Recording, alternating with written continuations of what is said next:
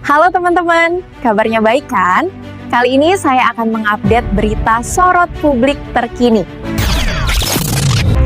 Hari ini kita akan menyoroti sebuah isu krusial yang menyelimuti proyek kebanggaan Ponorogo. Monumen Reok dan Museum Peradaban di Kecamatan Sampung, Ponorogo bukanlah proyek biasa.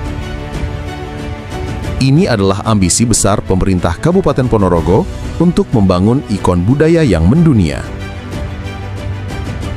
Proyek ini telah direncanakan dengan total anggaran fantastis, mencapai 164 miliar rupiah. Dan dana ini tidak main-main, sebagian besar berasal dari Anggaran Pendapatan dan Belanja Negara, APBN.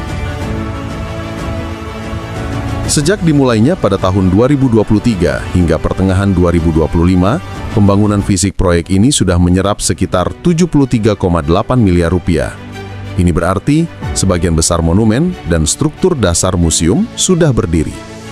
Namun, di tengah perjalanan proyek yang masih panjang, angin kencang menerpa Kabupaten Ponorogo. Bupati Sugiri Sancoko kini telah ditetapkan sebagai tersangka oleh KPK terkait kasus dugaan suap dan gratifikasi. Sebuah kasus yang tentu saja menimbulkan pertanyaan serius tentang pengelolaan anggaran di masa kepemimpinannya. Lalu, bagaimana nasib sisa anggaran proyek yang masih sekitar 90,2 miliar rupiah? Dan yang lebih krusial, apakah kasus hukum Bupati akan mempengaruhi kelanjutan pembangunan Monumen Reok?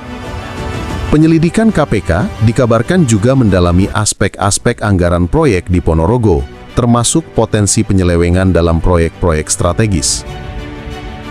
Jika terbukti ada penyelewengan dana dalam pembangunan Monumen Reok, akankah proyek ini terhenti?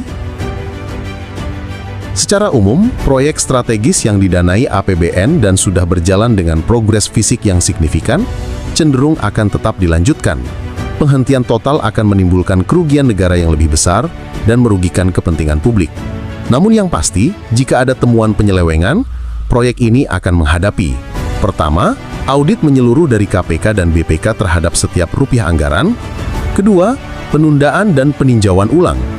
Jadwal bisa molor akibat proses audit, peninjauan ulang kontrak, dan penyesuaian administratif. Ketiga, pengawasan ketat. Sisa anggaran kemungkinan akan dikucurkan dengan mekanisme pengawasan yang jauh lebih ketat dari pemerintah pusat, mungkin melibatkan pelaksana tugas bupati atau pejabat sementara. Pemerintah pusat dan provinsi akan memastikan roda proyek terus berjalan, namun dengan jaminan transparansi dan akuntabilitas yang lebih tinggi.